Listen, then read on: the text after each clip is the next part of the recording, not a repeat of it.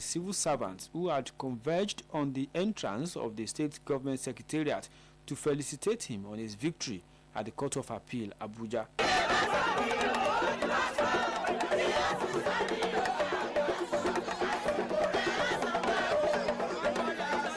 The governor, who was full of smiles, had to stand up from his SUV to acknowledge cheers from the jubilant public servants who blocked the entrance, thereby forcing the governor's convoy to stop.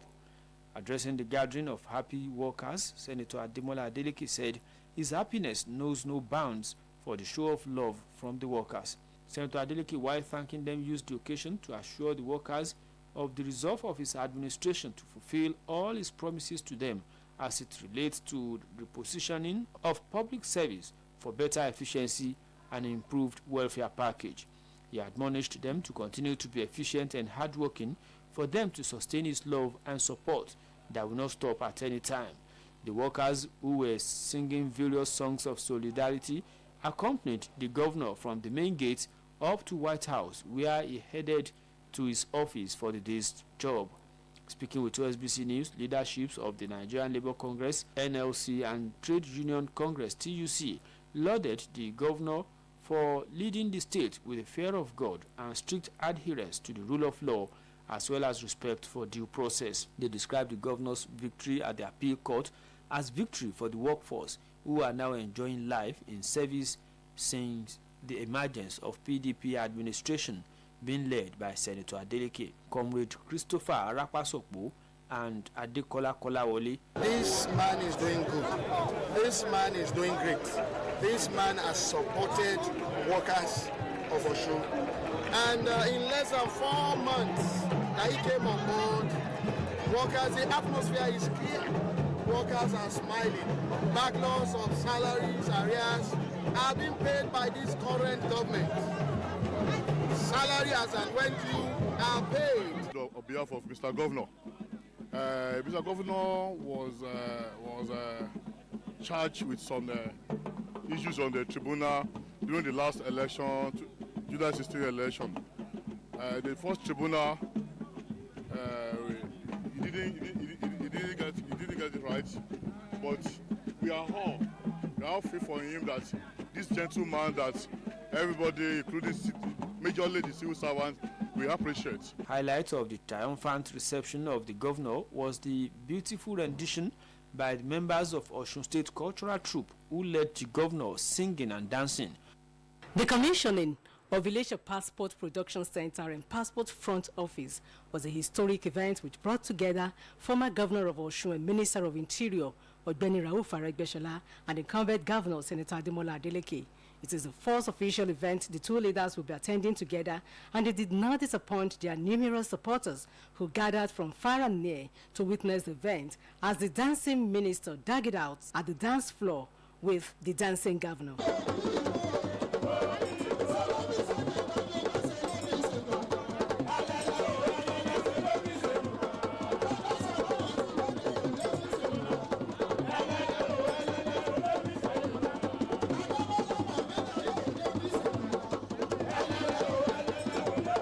In his remarks, Minister of Interior Ogbeni Rauf Aregbesola appreciated Governor Ademola Adeleke for his disposition towards ensuring that abandoned projects are completed for the benefit of the people, despite their political differences. The minister, who maintained that the purpose of embarking on the project of Passport Production Center and Passport Front Office is to ensure that waiting time for passport enrollment is reduced. He appealed to the Nigerians to stop patronizing touts and apply for their passport online to avoid being scammed.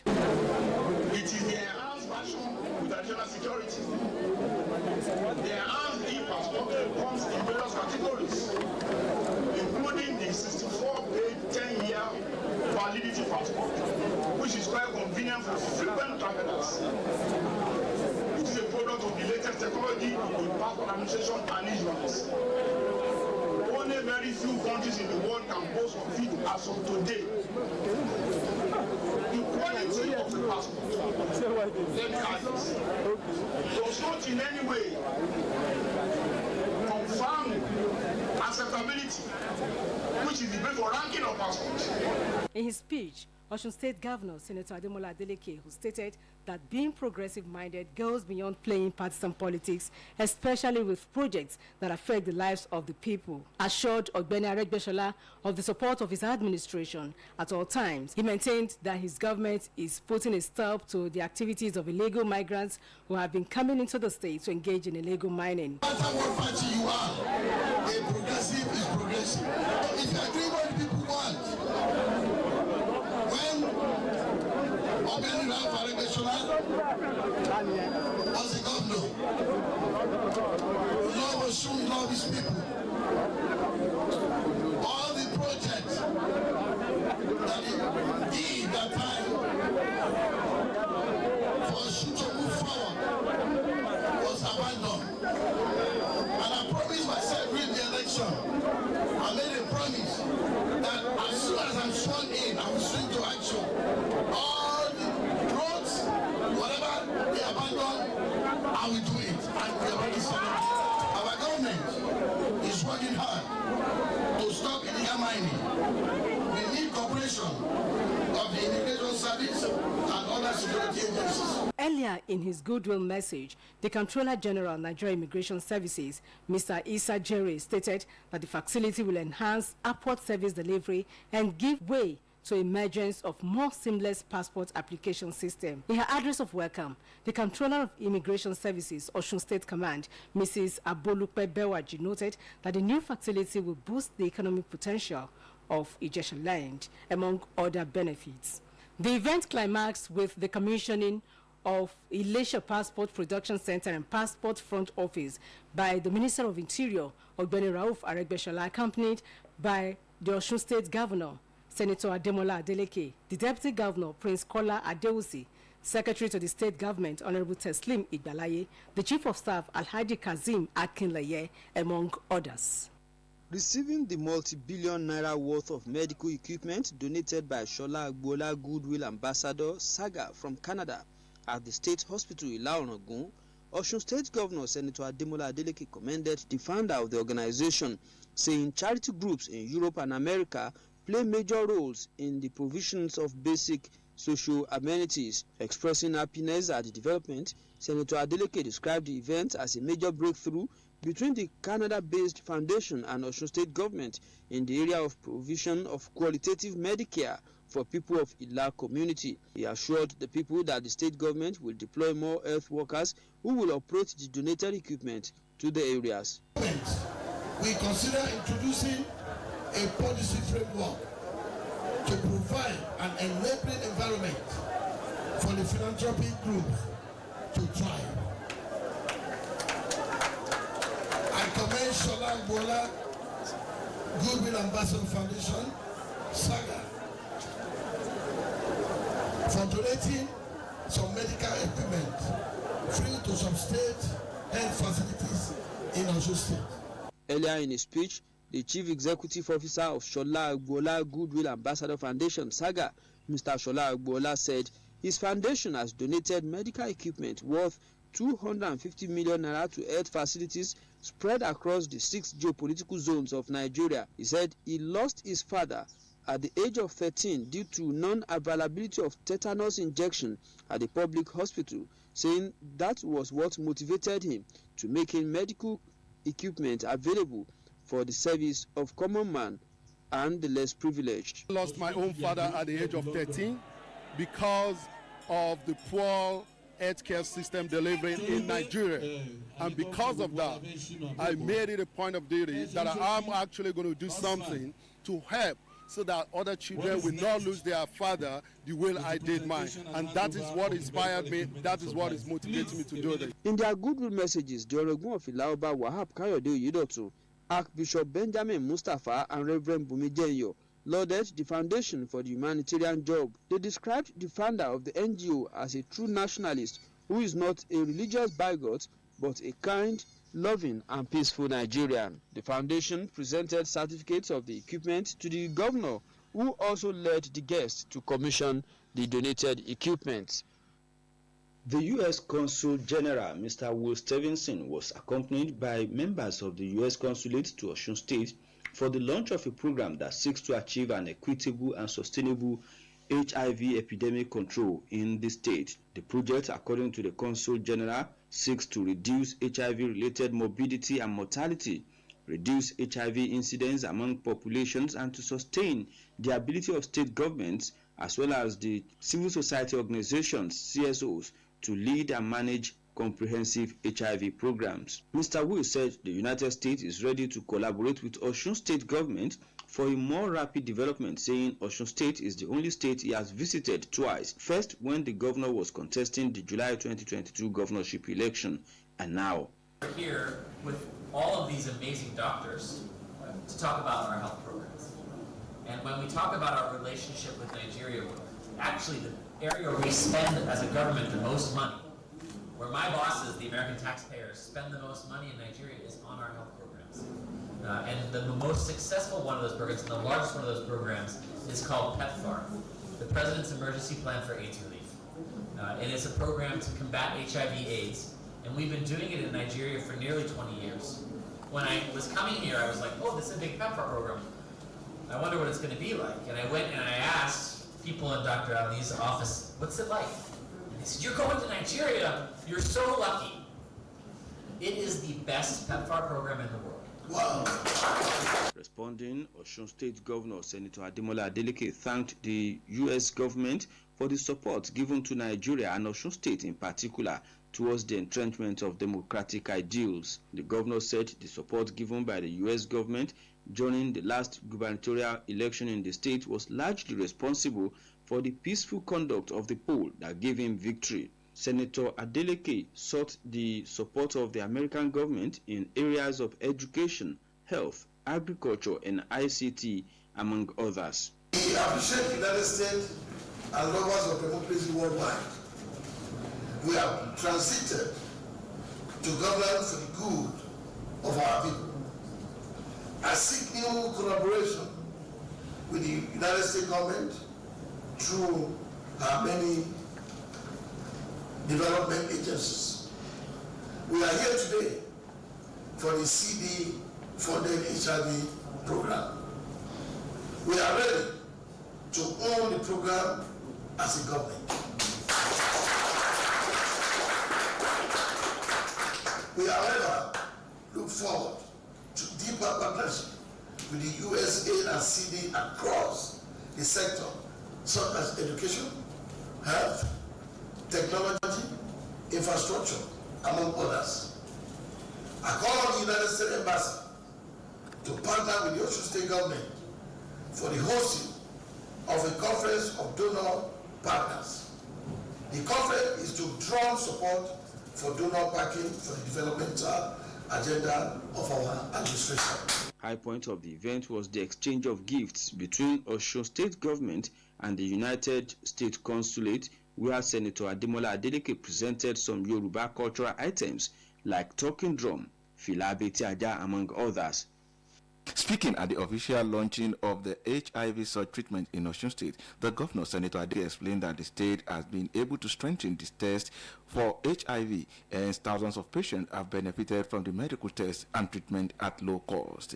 The governor, who was represented by his deputy, Prince Kola Adewusi, said that the state is working towards designing interventions that will work for young boys and girls to prevent the infection of HIV. He called on individuals to know their health status and live a healthy life. We have been able to scale up HIV testing and treatment services across the state. With a focus on equity, strengthening existing systems, building capacity, and promoting stakeholder involvement at all levels. In his address, the U.S. Consul General, Mr. Will Steven, appreciated the government of Osun State for always being alive to health-related issues. Mr. Steve assured the readiness of the U.S. to assist the state in its readiness to prevent the spread of HIV/AIDS. It's really, truly inspiring to know that you're out there on the streets every day talking to people, sharing the message, and encouraging people, hey, maybe you should go get treated. We've arrested you for something that you've done, and you're sick. Maybe you should get treated. Hey, you're friends with someone, or maybe you're a sexual partner of someone that we know is HIV positive. Go get tested. Get on treatment. It's going to take that type of effort to reach the nearly 13,000 people that we estimate that haven't yet found their status. Mr. Kayode Adegoke is the Permanent Secretary of Osun State Ministry of Health. While speaking, explained that HIV is a public health challenge which should not be handled with levity. According to him, about 1.9 million people are living with AIDS in Nigeria. He expressed optimism that the launch will mark a turning point in treatment of HIV in the state, as it will give a chance of better treatment to people living with the disease. In their separate remarks, the country director, U.S. Center for Disease Control and Prevention, Dr. Mary Boyd, and the U.S. Global AIDS Coordinator at the U.S. Department of State, Shabin Ali, highlighted the steps taken by the past president of the country to facilitate assistance on treatment and suppression of HIV/AIDS from the U.S. government. They noted that HIV is not a death sentence, as it is now being treated with ART. They maintain that through the HIV surge treatment project, they will partner with community leaders to ensure that those who needed treatment got the best of it. There were goodwill messages from the representative of Osun State Agency for Control of AIDS, Osaka, Dr. Akin Oyebade, NEF1 Coordinator, Mrs. Roslyn Awoyemi, and Osun KP Secretariat, Mr. Jude Onumabo. Our target is actually to work with the state government, and thanks to the Excellency, who is now the search champion. Today we are launching the search, and it's a call for action for everybody. The drive is on, and we know, and with everybody handling together, yes, we can actually end HIV/AIDS in Osun State, and within the vision, we are part of that last mile. We are prepared. We are collaborating with Osun State government, working through the elements of the Ministry of Health, and we are well integrated into the system to make sure that we take the test to the hard-to-reach areas, nooks and crannies of Osun State, to make sure that we have testing coverage. Everybody knows their status, and also the people that we find, we place them on treatment, and we are also able to get them to viral suppression.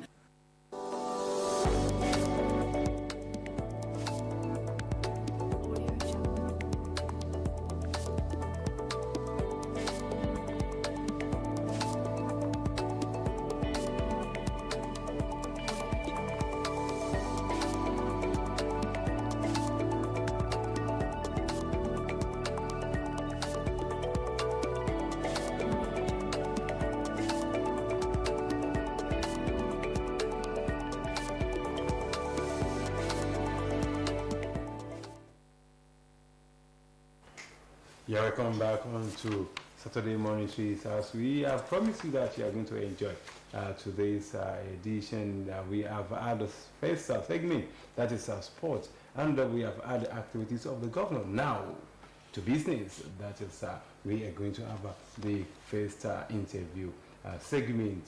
Oluchi. Yes, on our first interview segment, we will be discussing the call for interim government. A few days ago, the DSS organized, called a press conference and announced that some people are actually planning to introduce interim government in Nigeria. And it's been generating a lot of controversy. Before we introduce our guest, let's watch this report. The Department of State Services, DSS, is in the news again, and this time around, the secret police, whose responsibilities include counterintelligence, internal security, counter-terrorism, and surveillance, as well as investigating some serious crimes against the state, had alleged that it has uncovered plots by some key players to introduce an interim government and truncate the country's hard-fought democracy. Spokesperson of the DSS, Peter Afunaya, who disclosed this to newsmen, described the plot as not only an aberration, but a mischievous way to set aside the constitution and plunge the country into crisis. Reacting to this, a legal practitioner, Mr. Bode Babalola, stated that it is high time the secret police started living up to its name by reducing public and media attention on its activities. He maintained that the DSS should have simply invited those it described as the key players for questioning and save the people from undue tension.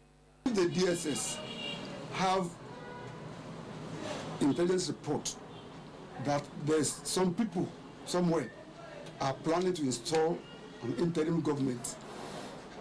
Should they tell us? I mean, they should nip in the bud if they are sure.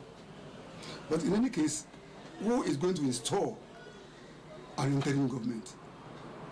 It is only the government itself or those in authority. I cannot do it. You cannot do it. The man outside cannot do it.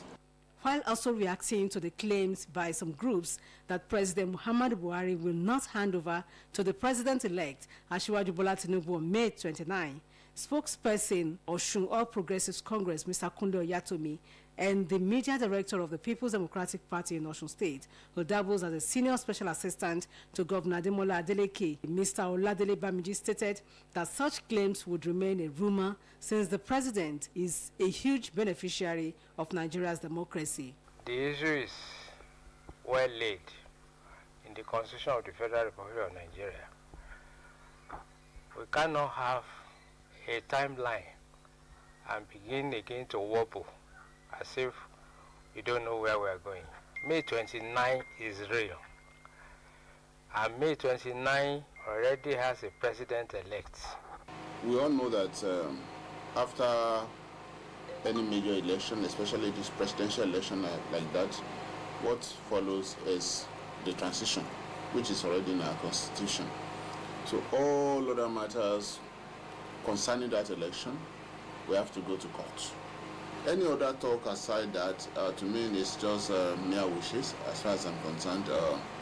Yes, we are in the opposition, but we cannot afford to throw our country into constitutional chaos. Speaking in the same vein, a politician, Prince Akintola Omolaoye, noted that former President Goodluck Jonathan had set an example in 2015 by handing over to the then opposition APC, which other leaders must follow to avoid chaos. Buhari, who has been enjoying the democratic system of government for the past upward of 8 years, cannot wake up in a day and say, oh, I won't hand over. Moral demands that even if another person from another political party had emerged as president-elect of Nigeria, Buhari had no reason whatsoever on that basis alone not to have refused handing over properly. Talk less of changing of party from within the same party. The respondents called on Nigerians to be watchful and collectively work towards protecting the country's democracy for the benefit of all.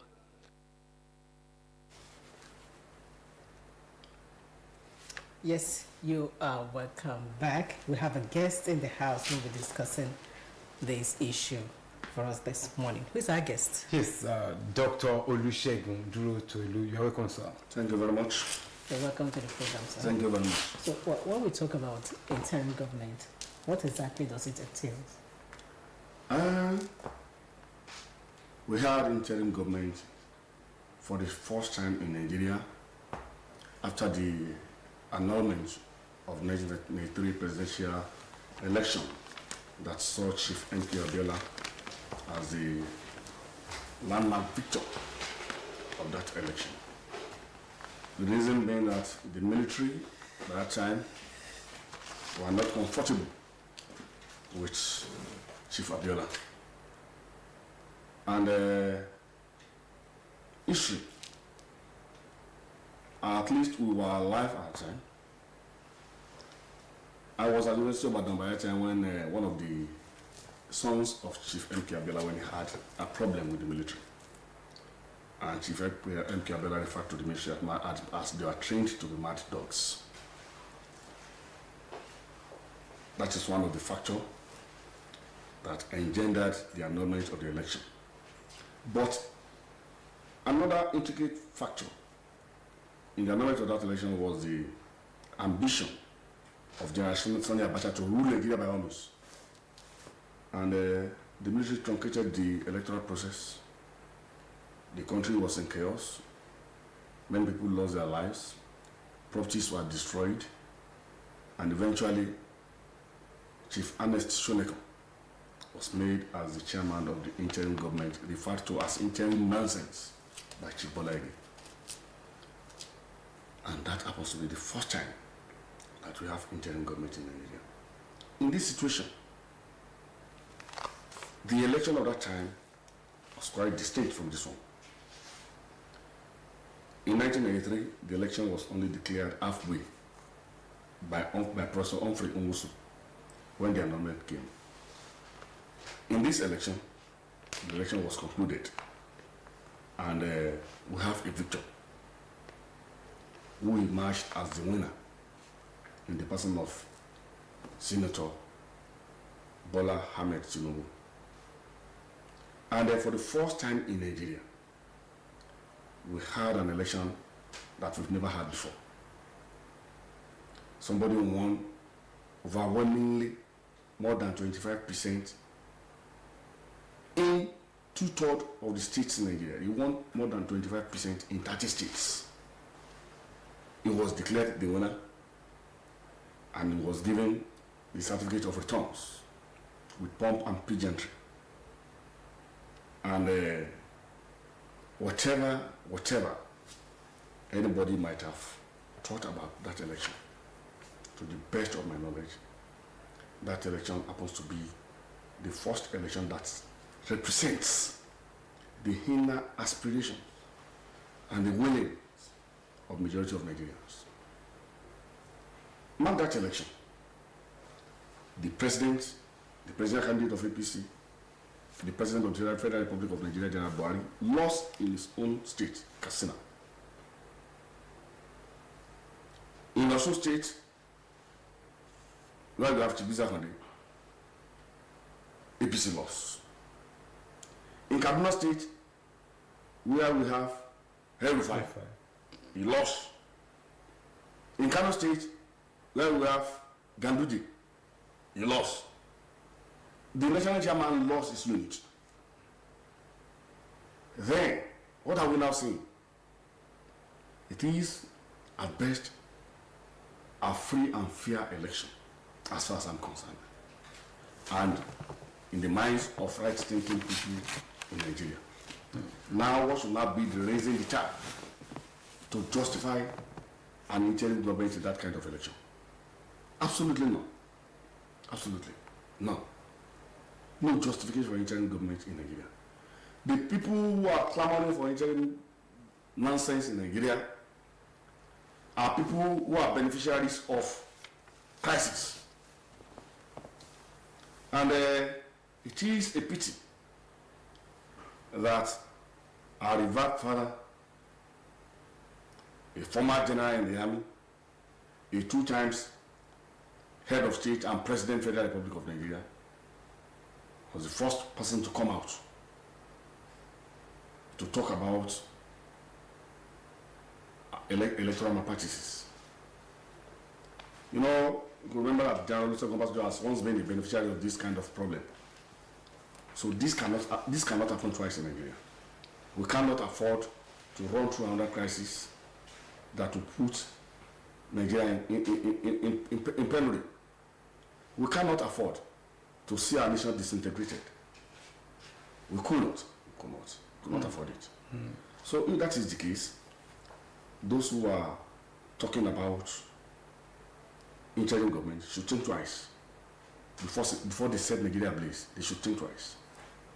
Doctor, now when you look at the analysis you have just given up, you believe that this one that we have is one of the fairest and most peaceful. Yes. But when you compare it to that of the 3, you can see that it was more peaceful. Even globally, everybody believes that it was the best in Nigerian history. Now when you compare it to this one we had a lot of crises in some areas. I don't know whether how you feel.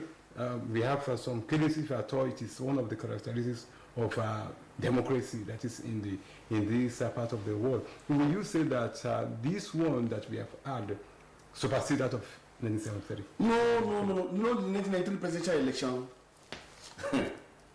that one happens to be a very unique election. In terms of cost and in terms of its efficiency. You could remember, Professor Humphrey also introduced what he called option A4. That is, a candidate to emerge as president must first commence the electoral process from his unit. And under that arrangement, many prominent people, including General Gowon, were phased out of that election. And eventually, we have Chief M.K. Abiola. And you could remember also that that election was without a ballot paper.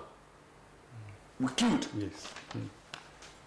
at the back of a candidate, represented by the logo of the party.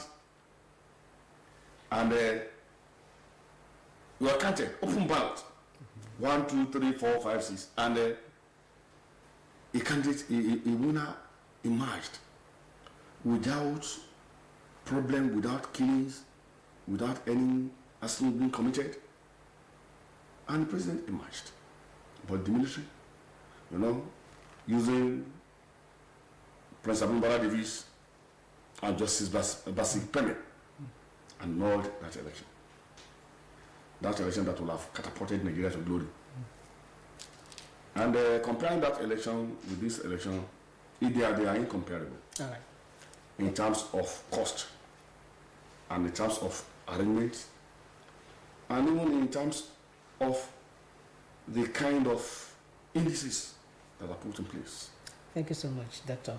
Now let's look at the DSS now, Department of State Services. Yes. In those days, when you talk about the DSS, you hardly know, you don't even know them. You don't know who they are. Even if your neighbor works with them, you would never know because it's a secret service. But these days, they are everywhere. Now, what are the duties of the DSS? Do you think they're actually performing their duties the way they should?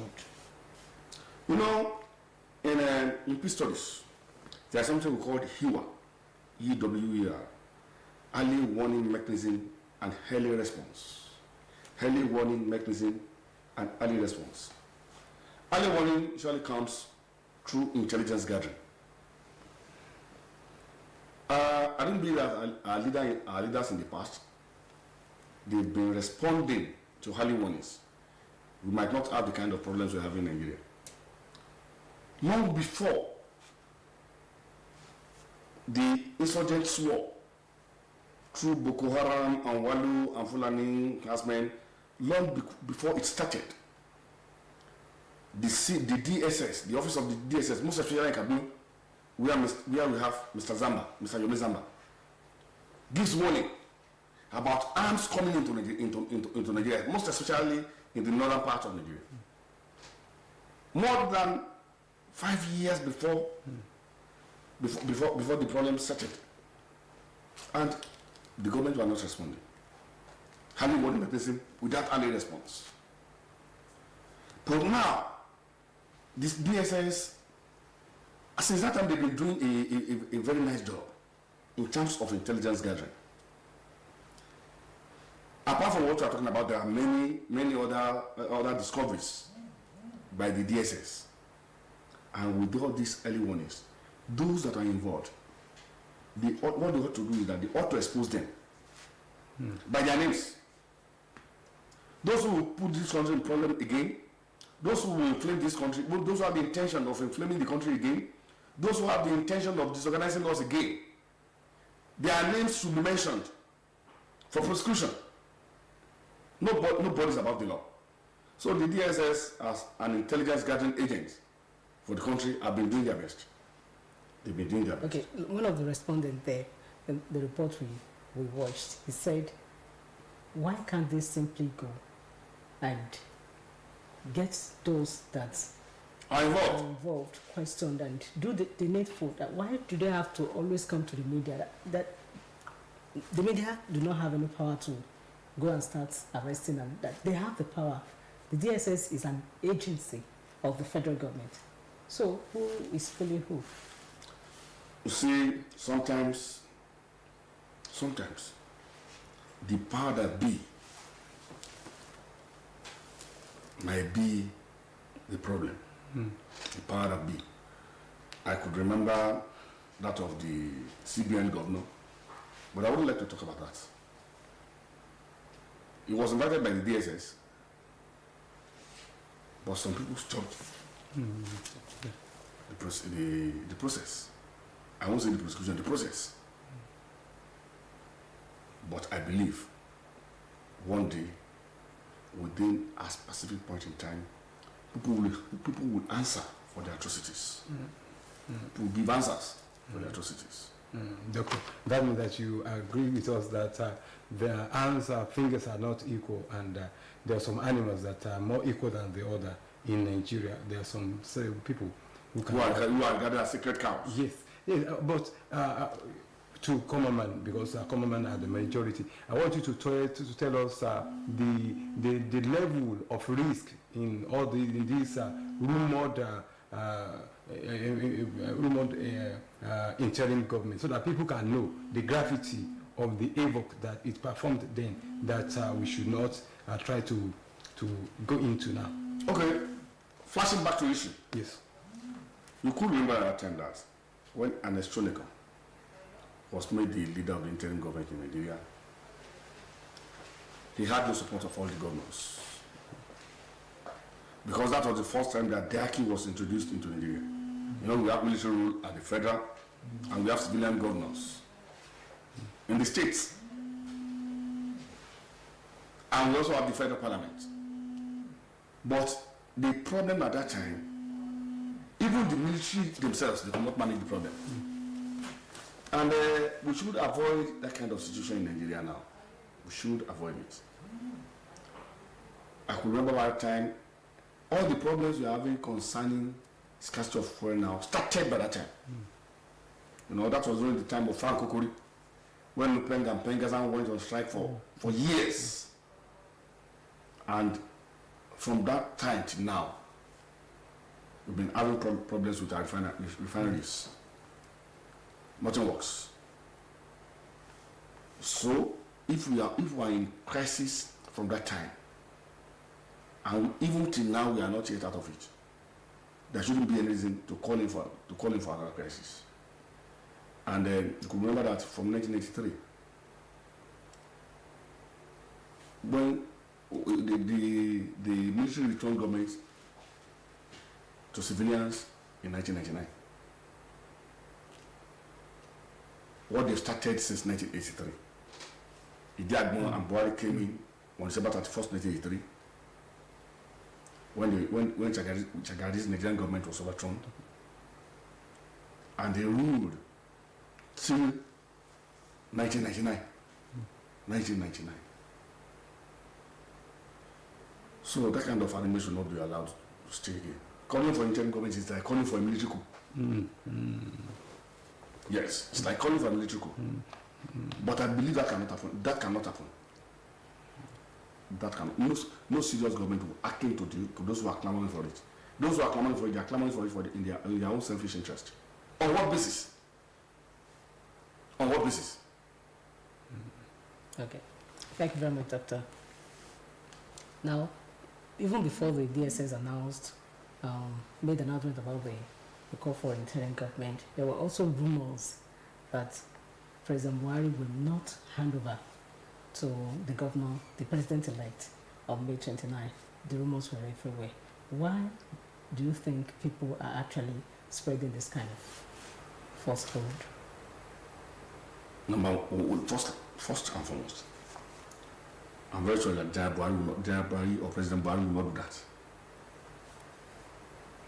When General Obasanjo was calling for the cancellation of the election, the president remarked that this election, to the best of his knowledge, was free and fair. And the government also threatened, just last week, the office of the presidency threatened that anybody who dare protest against this election will be dealt with decisively by invoking the coercive power of the state against such groups. If you have any problem with an election, the channel is to go to the court. We have free access to the court. The court is widely open for any intending litigants. So I don't want to share the belief that General Buhari will not hand over power comes May 29, 2023. I wouldn't share that belief.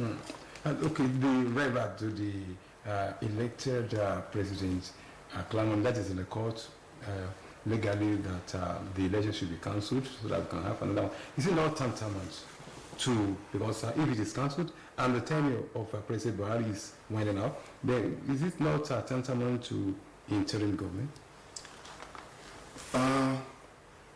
let me tell you again, let me establish your mind about it. There can be no interim government.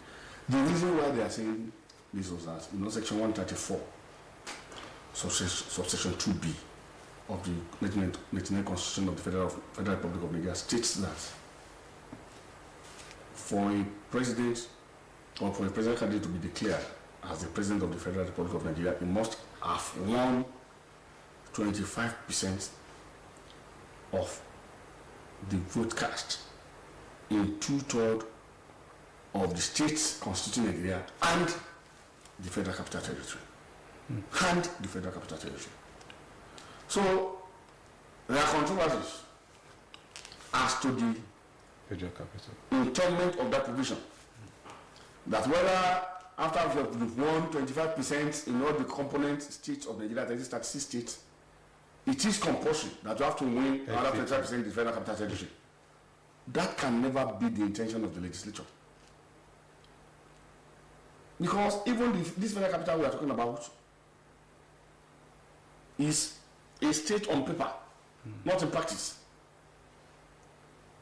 A state without House of Assembly, without commissioners, without governor, only a Federal Capital Territory with a federal minister. But the Constitution states that 2/3 of the total vote cast in 1/4 of the total vote cast in 2/3 of the component states and FCT. So some people are now they are introducing confusion into it. That after you might have won 25% in all the states, you have to win in the Federal Capital Territory.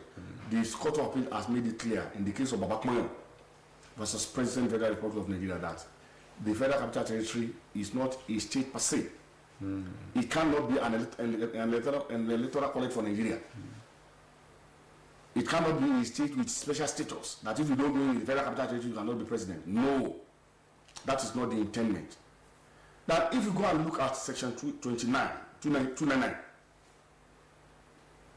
Section 1 of the Constitution, it made it clear that the Federal Capital Territory is to be regarded as one of the component states in Nigeria.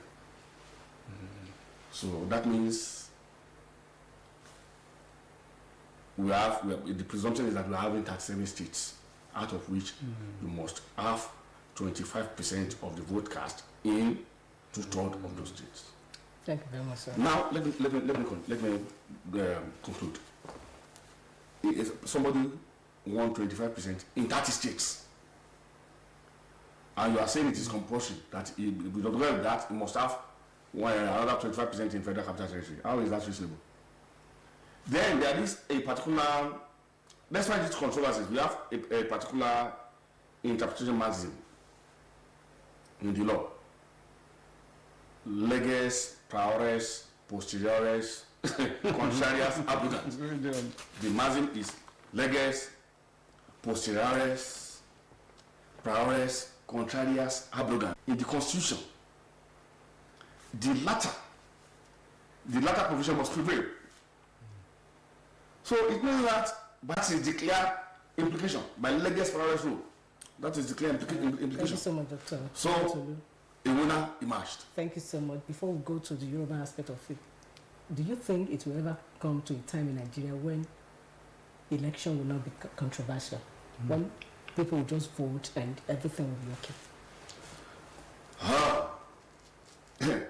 That time will only come with an utopian era. Maybe the rule of the saints, not the rule of men. Even in the US, election wasn't controversial.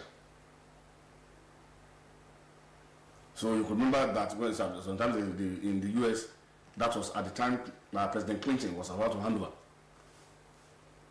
They requested that the votes must be counted manually. And it was done. Though the election must of necessity involves controversies, except people are not contesting. When you are contesting, there must be controversies. All right.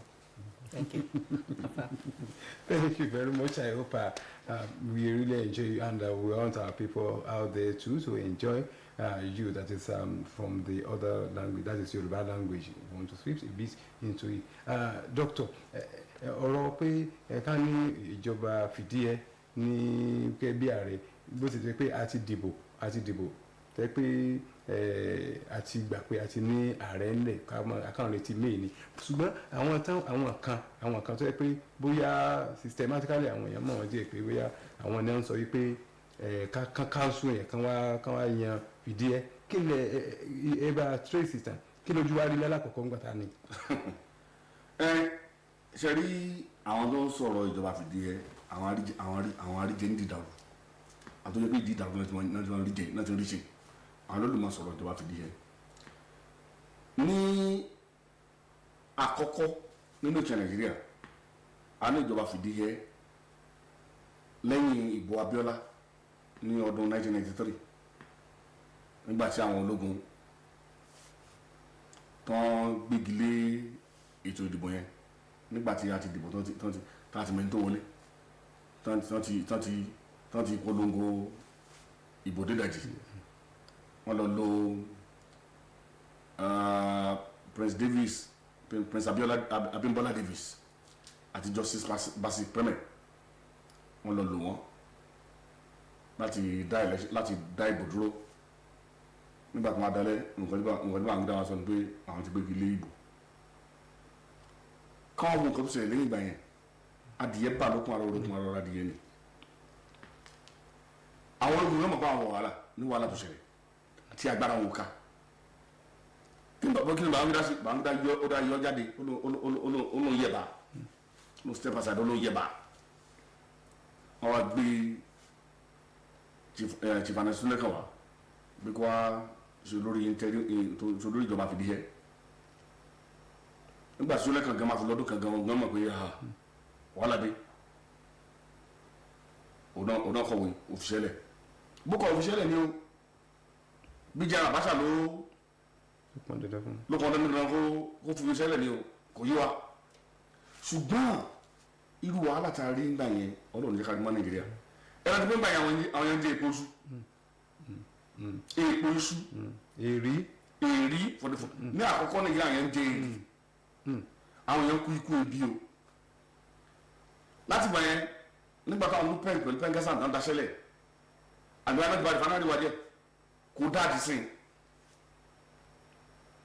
dáa di sìn so gbogbo ìyá tí ní Nàìjíríà yẹn ó sì ń bá Nàìjíríà fana ṣe mọye ẹ̀mí tó ṣòfò mọye ilé tọ́jú mọye nǹkan dúkìá tán bàjẹ́ ìhónú àwọn èèyàn ìbínú Ọlọ́run ni ṣé ìbínú yẹn ti wà kú lórí ọ táwọn kan á jókòó skọlọ́fì kan táwọn wọn ní oṣù kan dáná ibi nílé ẹ̀fẹ́ fi wọ́n hàn níta táwọn kan á jókòó sí kọlọ́fì kan táwọn sọ pé dandandandan ìjọba fìdí ẹ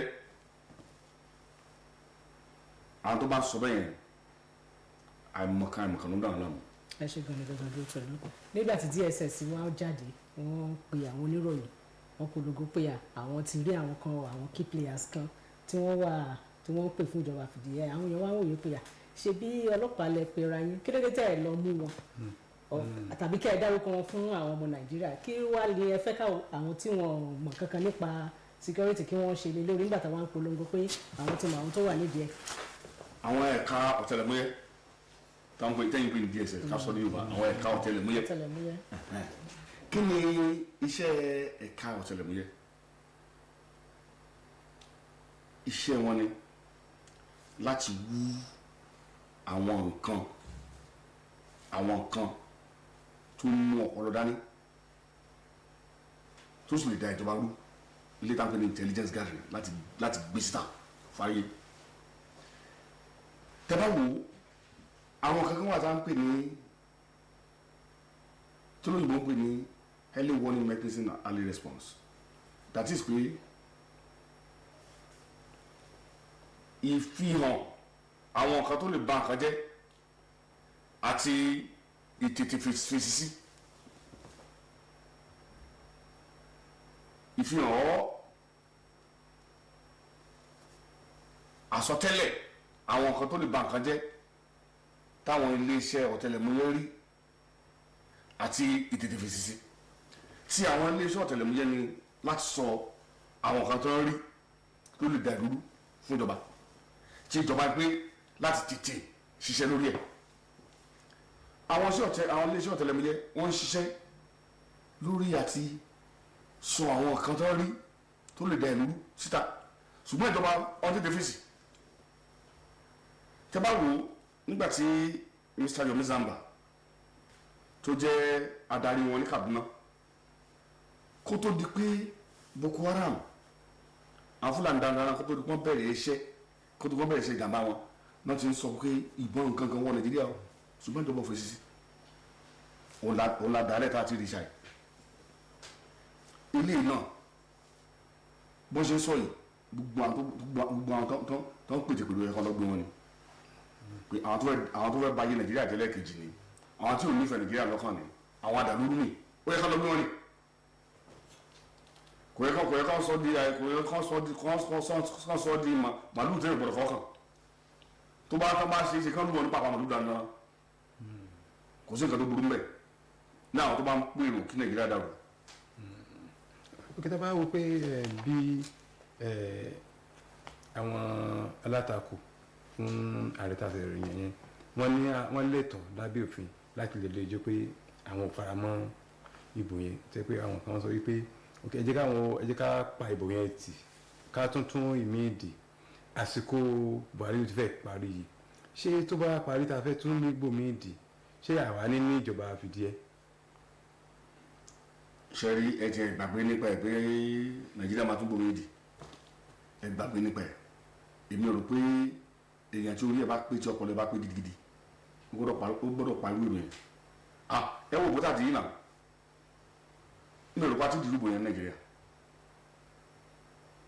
tí àwọn alátakò tó wá fẹ́ gbé ìgbésẹ̀ wọn ní abẹ́ òfin nǹkan tó lè ṣe ni pé kán kọrí sílẹ̀ ẹjọ́ nǹkan tó bá dùn wọn kán lọ nùnà sílẹ̀ pẹ̀lẹ́bẹ̀ káwọn tó fẹ́ rí bláìnà kan àwọn tó fẹ́ fún wọn lésì náà kan fún wọn lésì káwọn adájọ́ máa wò nǹkan tó fi sọ nìyẹn o òfin wa tẹ̀sẹ̀ ẹ̀fà sọ̀rọ̀ interim government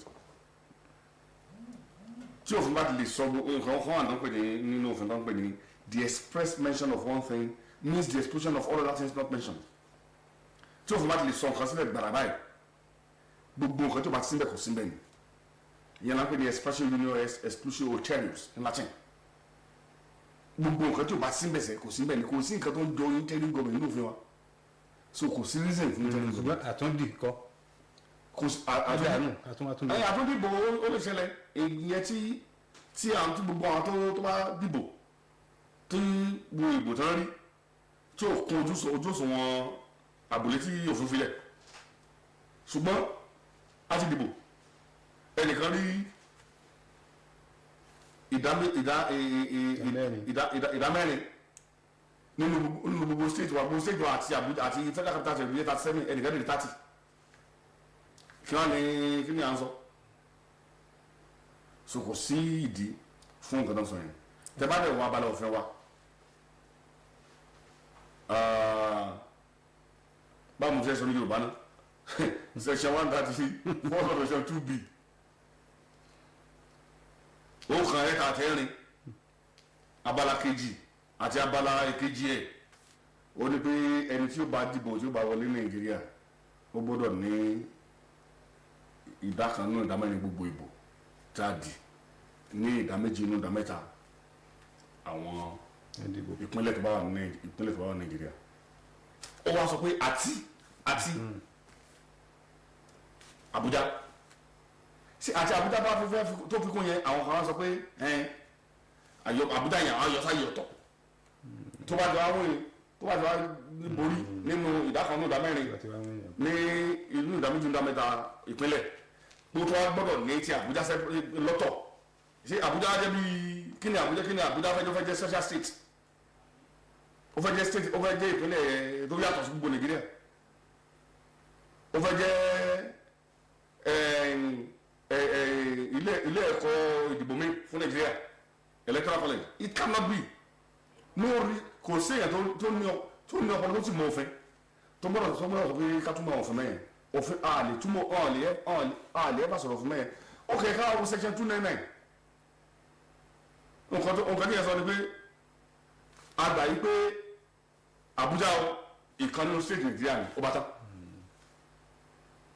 so nǹkan tó fi dẹ̀ sọ ni pé tí àtakò bá wà nínú abala òfin kan tí abala òfin ní tó tún wá tẹ̀lé tó tún aṣọ nǹkan mi abala òfin ní tó tẹ̀lé yẹn la gbọ́dọ̀ múlò yẹn la ń pè ní leges pares rule. ẹ ṣé gan ni. Thank you so much, Dr. Durotolu. Yes, we have been speaking with Dr. Durotolu and has been discussing the call for interim government in Nigeria. And this is where we're going to draw the curtains on the first guest platform of the Saturday Morning Tree. Thank you once again. Thank you very much for having me, and thank you, viewers at home. Yes, we will be bringing in our second guest. Please stay tuned. Thank you very much.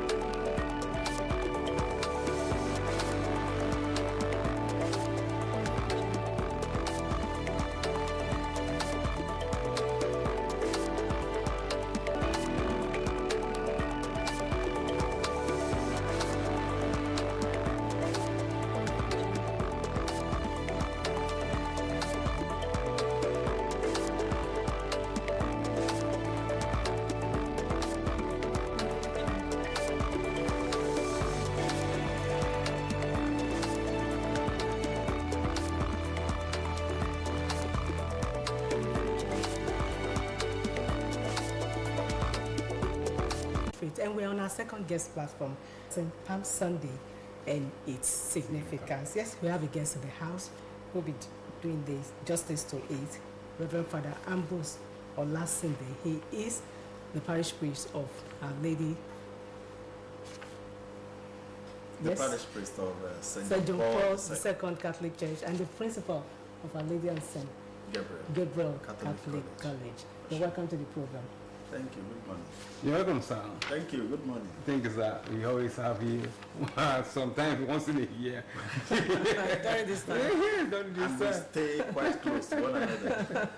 Thank God that we are able to see you again. Yes, I want us to take it from this from the context. Okay. Palm Sunday, relationship between Palm and Sunday, and significance in Christendom. Palm Sunday. It's a Sunday. Actually, it is the last Sunday of Lent. After this Sunday, next Sunday is Easter. But it gets that name Palm Sunday because it is in the Bible that Sunday or that day that Jesus rode triumphantly into Jerusalem. And in their joy for seeing him, welcoming him, the people were throwing palms on the road. So Christians celebrate that Palm Sunday to remember that day that Jesus rode triumphantly back to Jerusalem. Now, why is it of any significance? The New Testament, Matthew, Mark, Luke, they record towards the end that the Jews sought to kill Jesus. For a while, Jesus was hiding. He went into hiding. If he saw that they were in this place, he looked for a way to avoid them. But all of a sudden, in John's Gospel, I think chapter 11 or thereabout, when Lazarus was sick and on the point of death, and Jesus knew that he had died, he told the disciples, let's go back to Jerusalem. And they were like, Jerusalem, where they wanted to kill you, you want to go back? They did not know that he was going back there in a triumphant way, and it was going to be the last for him to be apprehended by the Jews so that he can complete his work of salvation. So Christians remember this day as the day when Jesus came back. You know, for the ones that were throwing palms on the road, it was, welcome, welcome, this is the one that did good to us. But for Jesus, he knew that the work of salvation was coming to a close. He was going to put a to it. So, yes. So it wasn't only the palm now. There was also a donkey. Yes. He rode on a donkey. Why donkey? Why a donkey? And he did not even ride on a donkey. The Bible records that he rode on a colt. That's attached to the... No, the little one of the donkey. It's not a full-grown donkey. So he rode on a small donkey. That is, I'm trying to look for the word for the offspring of a donkey. Now, he rode on a donkey, which signifies, in a very simple way, humility. The rich ride on horses, a steed. They go with all their valor, all their, their coming, and everybody's like, oh, look at that steed, it's a very good one. But Jesus rode to Jerusalem on a donkey. Donkey was used to carry, for those who went to buy, the merchants who went to buy stuff, they used donkey to carry their goods. Beast of burden. Say it again. I said a beast of burden. Yes. So for Jesus now to ride on a donkey, and not even a full-grown one, common means of transport. Common means of that was in a very simple way. But there was something that was said by the people that were throwing their palms and some clothes on the road, waving palms. Hosanna in the highest. Hosanna in the highest. Blessed is he who comes in the name of the Lord. Whether they understood what they were saying or not is another thing. But they were actually welcoming God into their midst, which was unknown to the Jews that time. So it was a very serious thing. And that is what Christians are going to all over the world celebrate tomorrow. Thank you very much for this enlightenment. You are a teacher. You are letting know. But I wanted to look at this. You talk about humility. Yes. Humility seems as if it is evading our society now. That is why you see people even display what even they don't have. But as a man of God, I want you to talk to people. What are the lessons that those who are governing and the governed can learn from this event? In democracy, I think they say it is the government of the people, for the people, by the people.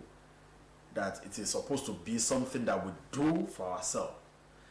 Now, the way we look at it and the way we see it, the way we actually see it these days, is like, for me, for me, for me, for me. And it is so saddening, because that is actually not supposed to be.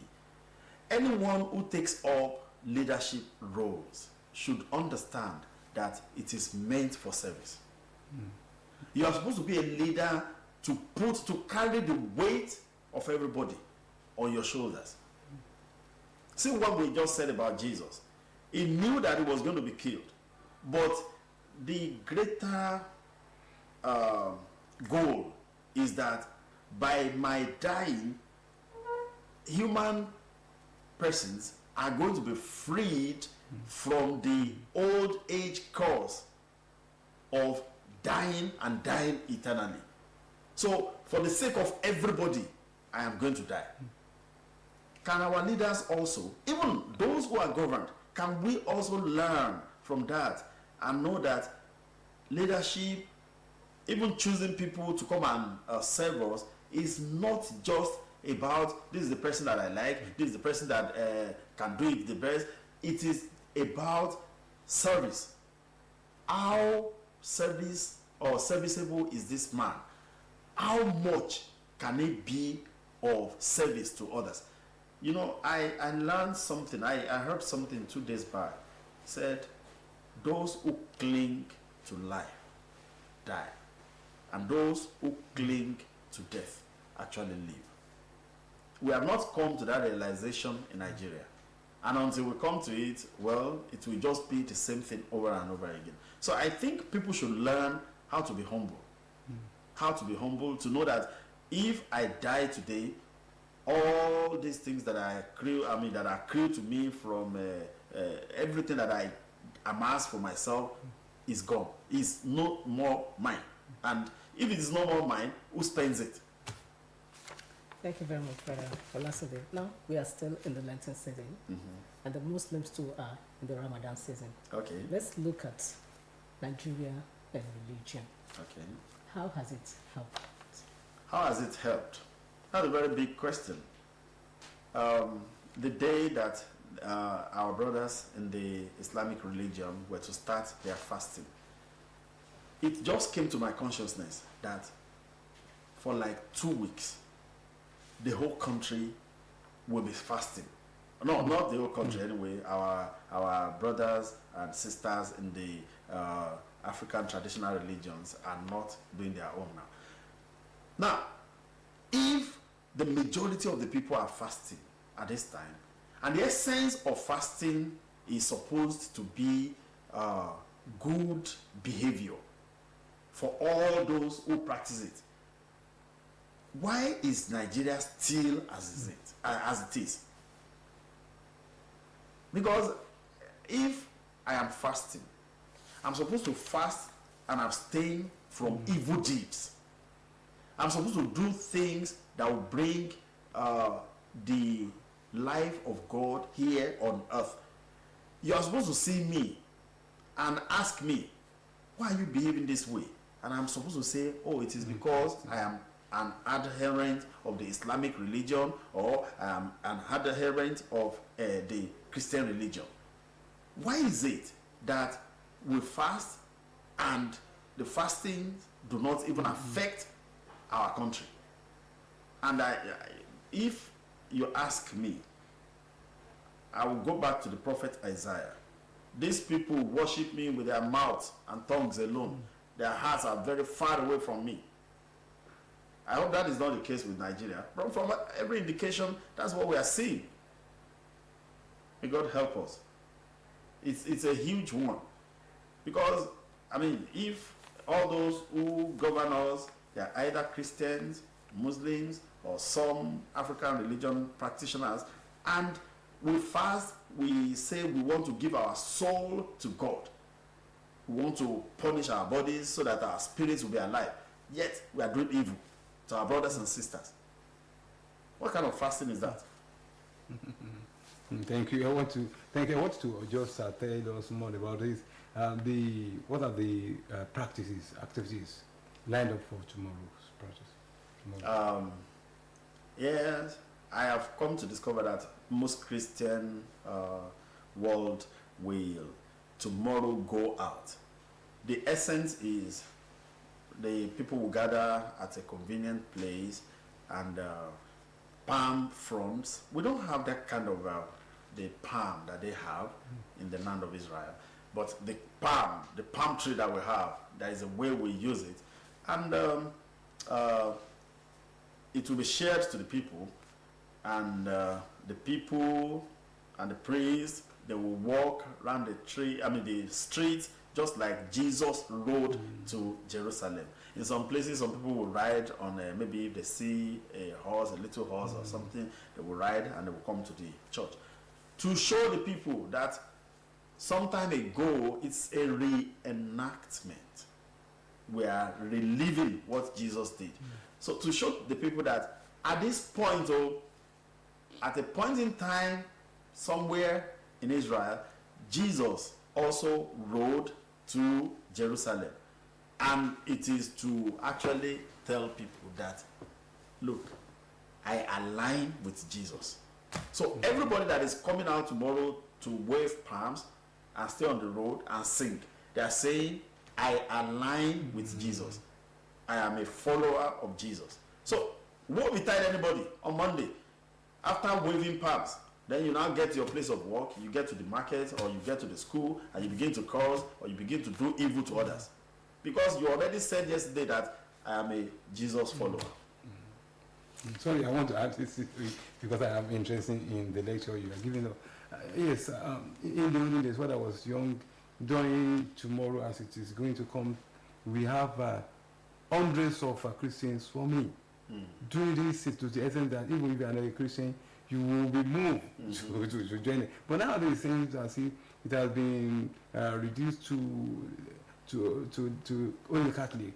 Even some Catholic, possibly as a result of social or something, they don't want to embrace this thing as before. What is the cause?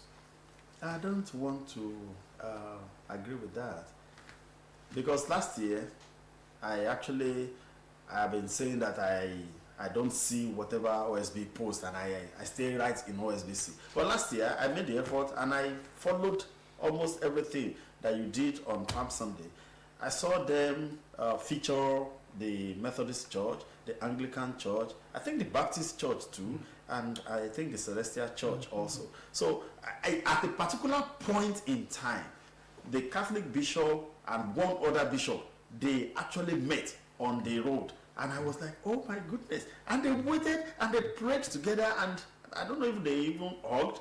And for like 2, 3, 4, 5 minutes, they were together, people danced together, and Now, the olden days that you referred to, there were fewer roads, there were fewer cars on the road, there were fewer people. Now, even Osogbo alone, in 2006, I knew OSBC here. But apart from OSBC that was here, and that's Sele bus stop also, there weren't many houses around this place. But now there are so many houses, this axis, not many churches. But now there are. So then maybe it was only the cathedral that would go. So they had a longer way to cover. Now, the cathedral is there, our Catholic Church is there. Between the cathedral and Okeayepe, there is a church. Between Okeayepe and Okebale, there is a church. Between Okebale and Okeodo, there is a church. Between Okeodo and Okeoniti, there is a church. So, you know, each of these churches, instead of coming together to do one long journey, each of them will just cover their axis. And once if you stay in Okeoniti axis, you say, I saw people today. You wouldn't know that it is not the same set of people that you saw, that is somebody who lives in Okeayepe area saw, because they are dressed the same way. And essentially all of them are the same, Christians. Thank you very much. Yes, after the Palm Sunday, what next? For the next couple of weeks, of days, pardon me. The events of the life-giving death of Jesus, the passion and the death, will now unfold. First, he will have that beautiful ceremony of establishing the church. He already established it in a way by calling the people together, but the commissioning and the real formation, the Last Supper, where he will say to them, this is a way I want you to continue. He will do it. That is during this week. And when is that? That will be on Thursday. Okay. That will be on Thursday. And it is that supper. It is that supper, the last supper, from there that he will be apprehended. Because as he is finishing, the Bible records that one of them will leave, Judas Iscariot. He will leave, and as he goes away, Jesus will tell him, whatever you want to do, go, and do it very fast. The rest, as they are finishing, and Jesus, you know, he was a man of prayer. The God who became man prayed. He will just call some of them, 3 of them, let's go and pray. It is on that mountain that they are praying. Himself, as he comes down, he will come and look. You are sleeping. Can't you wait for 1 hour? When he leaves, they sleep again. The last one said, okay, let's go. The evil people are here, and they come. So he will be apprehended. Then the walk begins. The long walk to Pilate's place, to Herod, to the chief priest, the high priest, and you know, which eventually culminates into his giving a cross, which he will carry. And that will be when? Friday. Okay, that's the Good Friday. The Good Friday. So and on Friday, he carries the cross. You know, sometimes when we think about it, we think it was something that was easy. From that night, it says it was cold. He was in the praetorium with the people. And by the time he had been beaten and beaten and beaten and given the cross, it must have been an excruciating, painful time for him. So he carried the cross and he started walking 14 miles. Say 14 stations. 14 miles. And he would be walking and the people thronged out from their homes. Many of them just would look, onlookers. Who is this man? But many of them who had benefited from the goodness of this God-turned man. And they'll be looking, why did they apprehend him now? And that's why many people followed him. The women started weeping, and they will still console them. That's on the way. Until he gets to Calvary, to that mountain, and on Friday, around 3, he was crucified, and he died. And was that why the week was called the Holy Week? That is why the week is called the Holy Week, because of the events that transpired that week. I told you earlier on, they've been trying to kill him, and because his time had not come, he wasn't ready. It wasn't ready. It wasn't the appointed time. He was walking his way, but that time that was ready, he came resolutely. That the Bible says he went resolutely, and he got there, and everything that they wanted to do, they were doing it, and he was accepting it until he gave up the ghost. Let me ask this, please. Now, you talked about the cross, Jesus carrying his cross. There are some Christians that believe that Jesus has already died on the cross. He has taken away all our sins, and there is no need for people to go through any kind of pain, sufferings, and all the rest. That's all you just have to do is come to the world, prosper. So, and he himself told the disciples, he said, in the world you will have trials and tribulations, but do not be afraid. I have conquered the world. See, those words are very strong words. In the world you will face trials and tribulations. In fact, some of you will be killed, some of you will be persecuted. But don't worry about what to say. He did not say there will not be sufferings. In fact, he said, any of you that wants to be my disciple, carry your crosses daily and follow me. And that is the major problem that we have with the Christian world. People think once you become a Christian, everything should be like you are in paradise. No, I was reading a book the other time. It says, if sufferings were not part of our world, then we would think we are in heaven, and we would think it was our own effort, and we will misbehave more than we are misbehaving now. So those things are meant to keep us in check, so that God can be God, and we can say we are just mere mortals, we are humans. So as Christians, we are to daily carry our crosses with Christ. Let us now say it in the language that everybody here understands, in Yoruba language.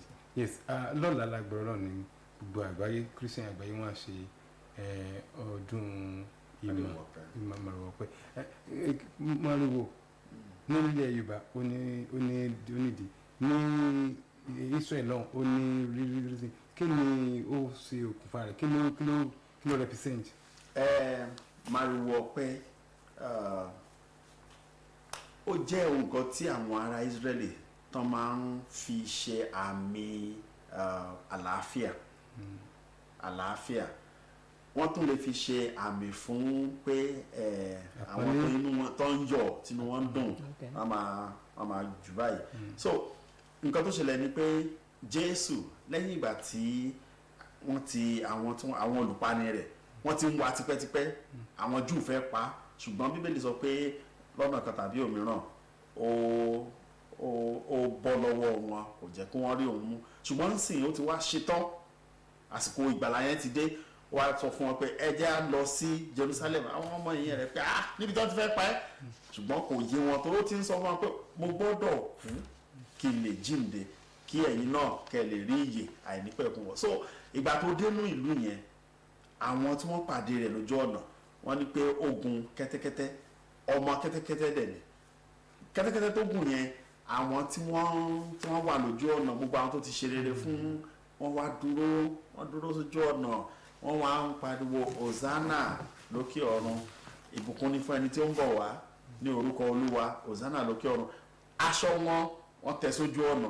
wọ́n mú màrìwò yẹn wọ́n jù sókè ìtumọ̀ rẹ̀ ni pé inú wọn ń dùn pé ẹni àlàáfíà làwọn Jésù tó ń bọ̀ ó ń bọ̀ pẹ̀lú ìrẹ̀lẹ̀ àwọn náà sọ pé ẹni àlàáfíà làwọn pé atẹ́wọ́gbà ẹ̀ ṣùgbọ́n ẹ mọ̀ pé àwọn kan máa ń sọ pé Hosanna lónìí ọ̀la báyìí wọ́n sọ pé ẹ̀kan máa gbélébù so ṣùgbọ́n fún ti ọjọ́ yẹn gangan o pé ẹni àlàáfíà ni pé a gbà ọ́ tọwọ́ tẹsẹ̀ wọnú ìlú wa. ẹ ṣe gan ni lẹ́yìn tí nígbà tó wá gba Jésù tọwọ́ tẹsẹ̀ wọlé kí ló wá tẹ̀yìn ẹ̀ wá.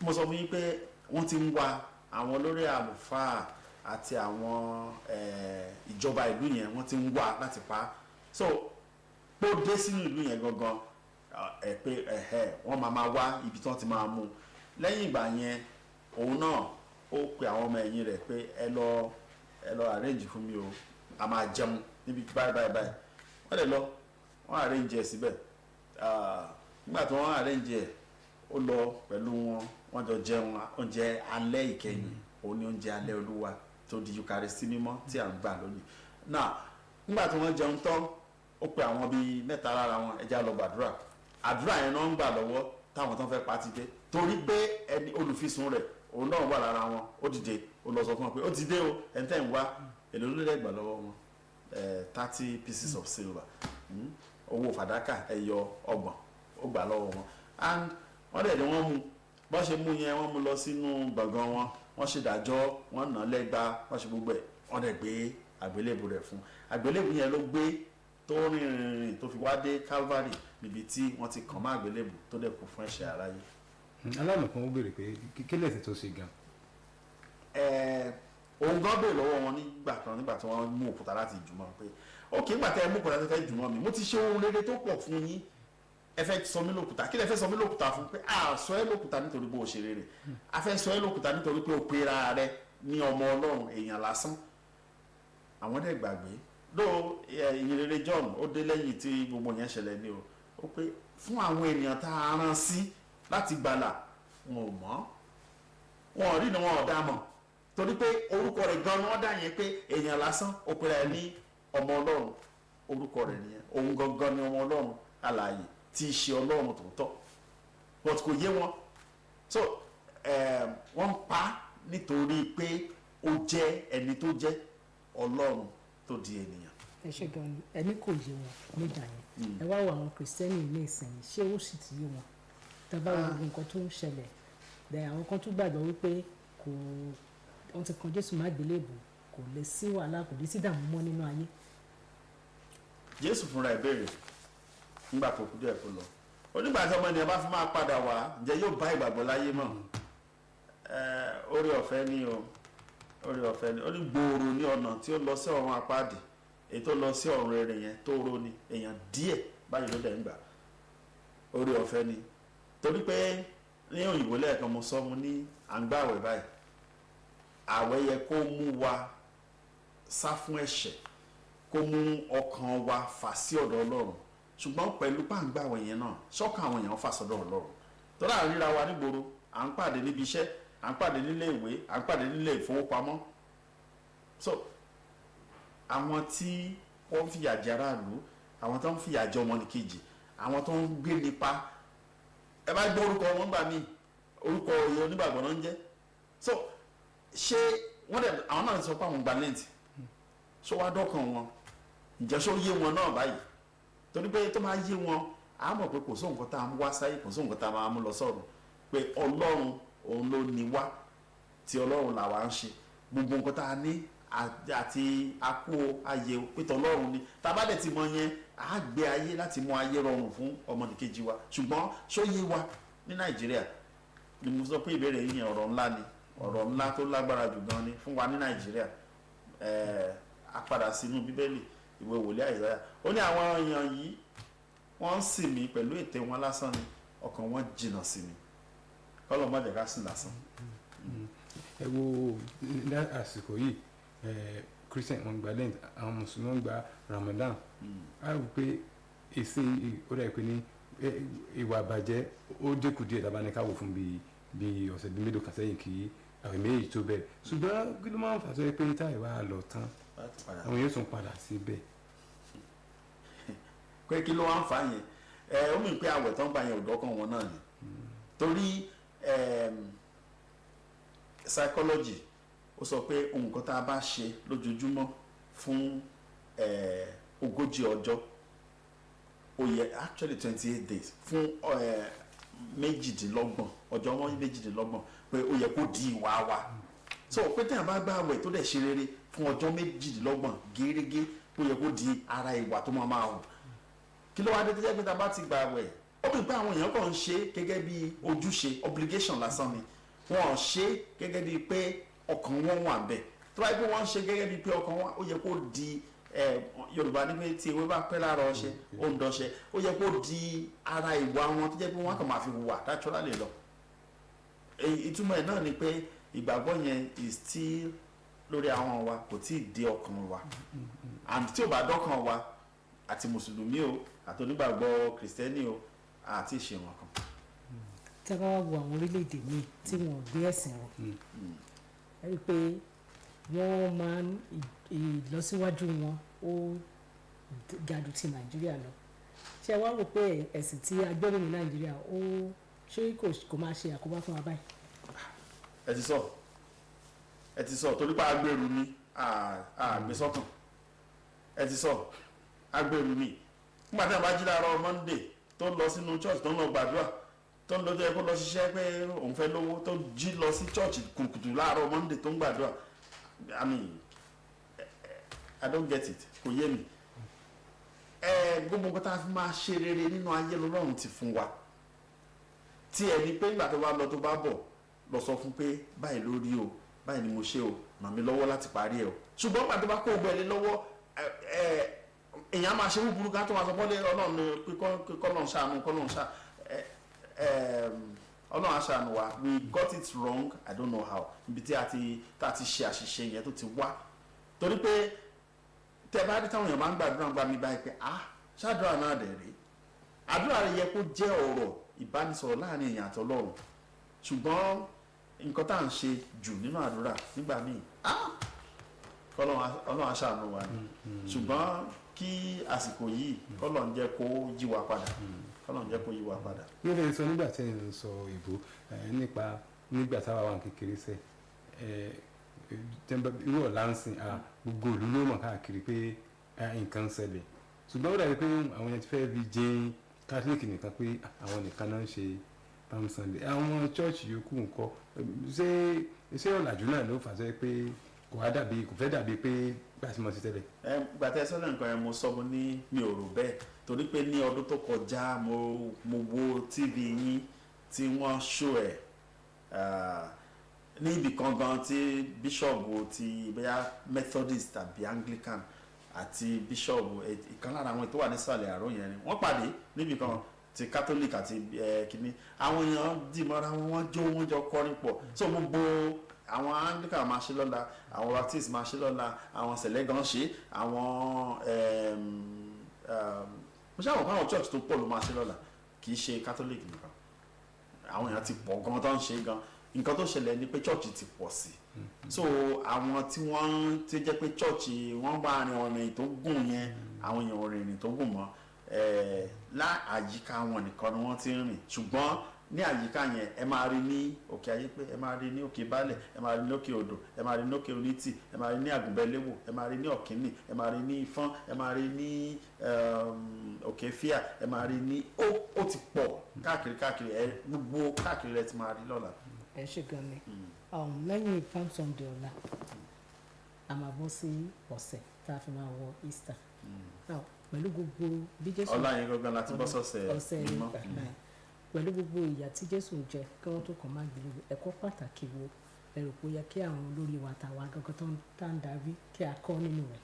pé kí gbogbo wa ká kọ́ láti faradà fún ọmọnìkejì ká dẹ̀ kọ́ ìrẹ̀lẹ̀ torí ìrẹ̀lẹ̀ ló gbà láti kú fún àwọn tí ó ṣẹ̀ èmi gangan mọ̀ pé mi ò ṣẹ̀ ẹ̀ṣẹ̀ yẹn but mo kú fún wọn ìrẹ̀lẹ̀ ni tá a bá ní ìrẹ̀lẹ̀ díẹ̀ sí nàìjíríà ó máa dùn kò ní sí pé èmi tèmi gbogbo ẹ̀ á rọrùn ẹni tó bá ṣe ẹ jẹ́ kí gbogbo á gbárùkù tí ẹ jẹ́ kí gbogbo á bá ṣiṣẹ́ pọ̀ kí àwọn olórí kan mọ̀ pé ẹnikẹ́ni tá a bá ti yàn gẹ́gẹ́ bí olórí láti sin aráàlú.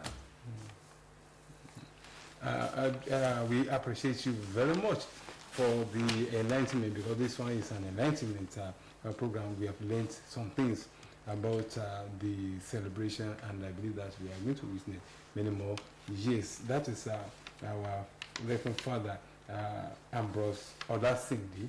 Thank you. Thank you so much. A friend of OABC. Yes, a friend of the house. Thank you for making it to the program once again. Thank you. Yes, and this is where we're going to draw the curtains on the second guest platform of the Saturday Morning Treat. Yes, the program continues with our commercial segment. Please don't go away.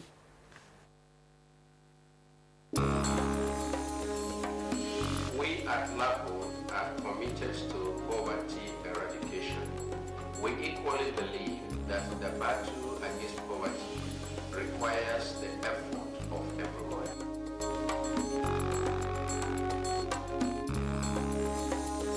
In LAPO, we believe that poor people can make a difference in their lives.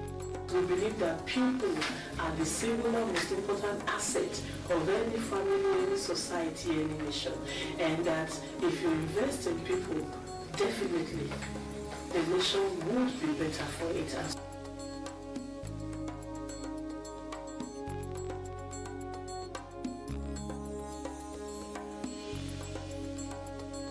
Hello, you are welcome to Bridging the Gap, a program from Lift Above Poverty Organization LAPO.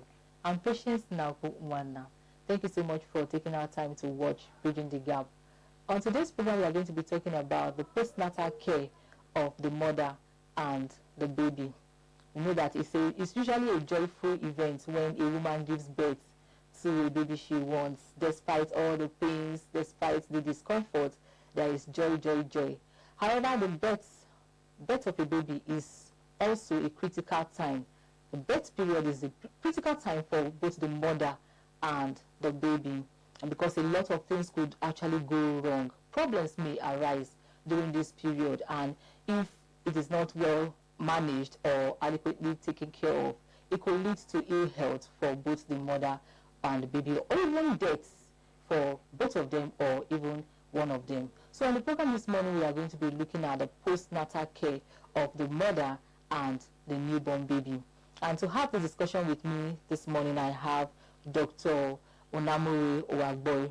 Doctor, you're welcome to the program. Thank you very much. Yes, Dr. Owagboy is from the University of Benin Teaching Hospital. He's an ONG, and with him we'll be talking about this very critical issue of postnatal care, that's postpartum period for both the mother and the baby, what it means and the complications that could arise and how it could be managed. But before we continue, we are going to take the LAPO message. Please stay with us.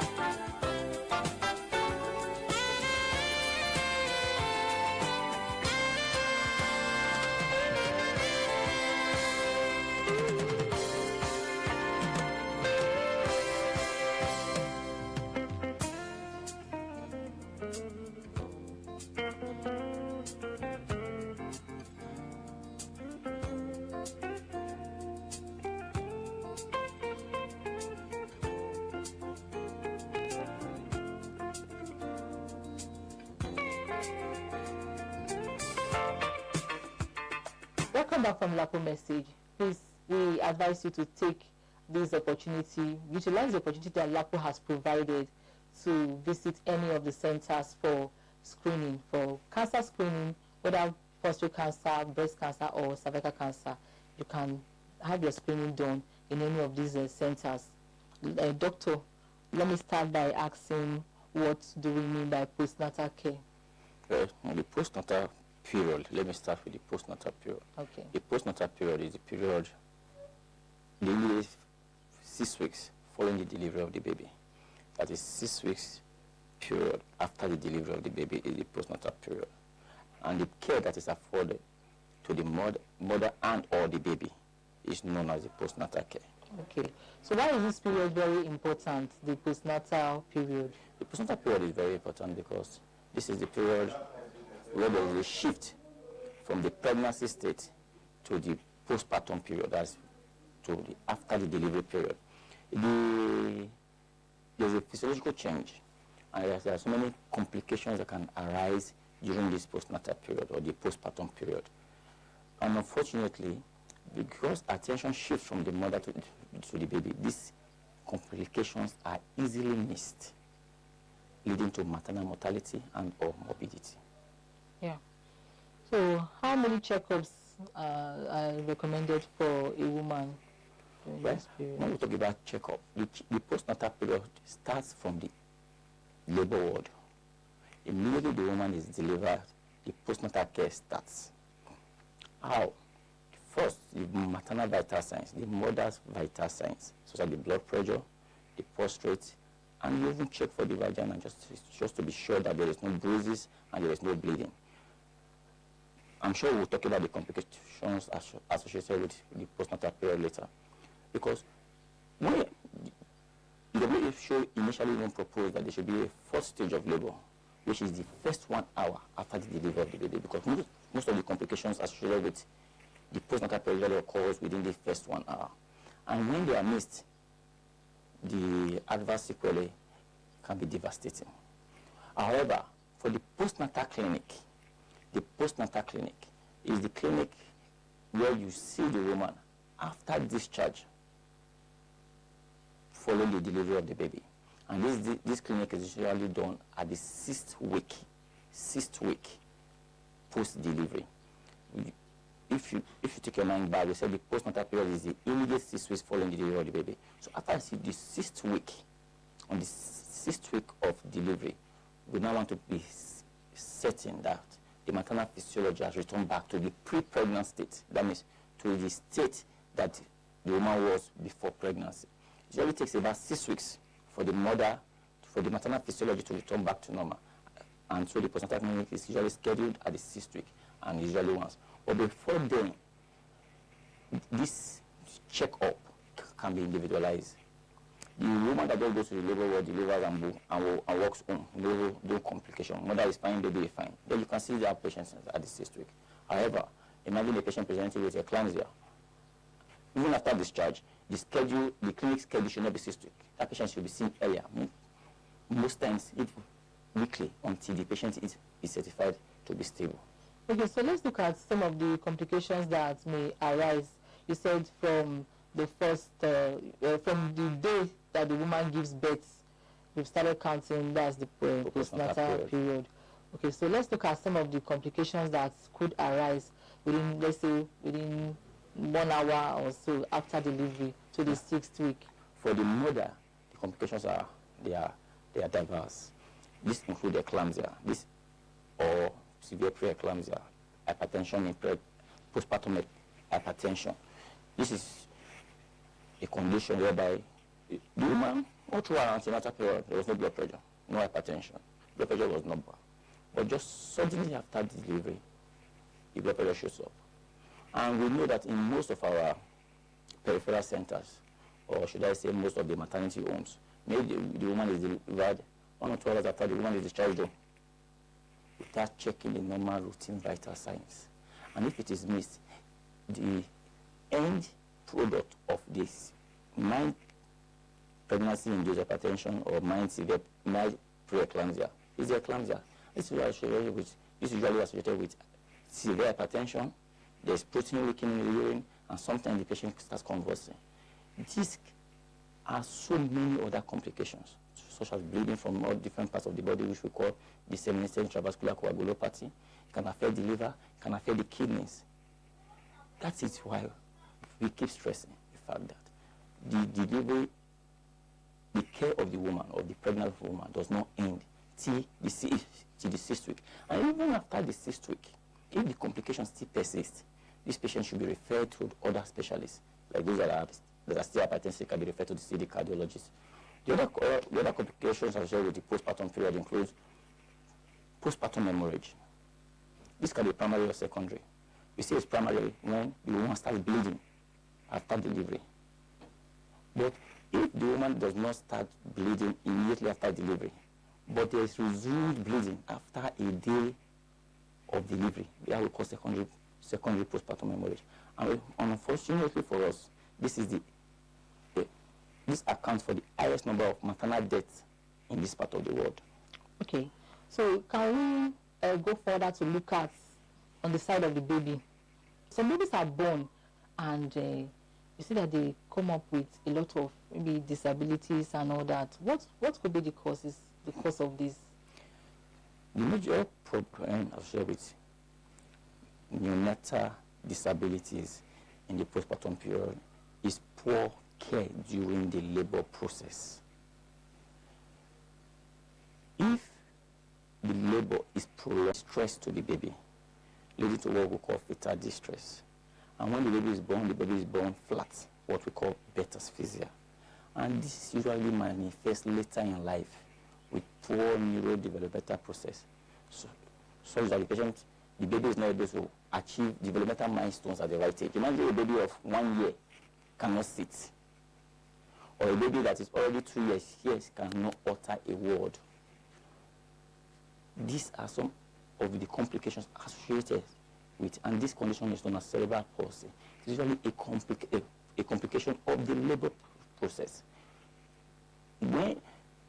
If we take our mind back, you find out that in this part of the world we have this phobia for surgeries, whereby you tell a woman that you're supposed to have cesarean section and they shy away from it.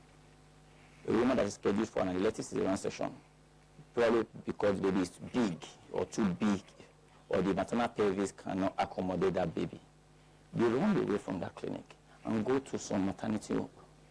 And after the labor has been so prolonged and the baby has been so stressed, they eventually still end up having a cesarean section. But at the end of the day, the end product of this labor process, which is the baby,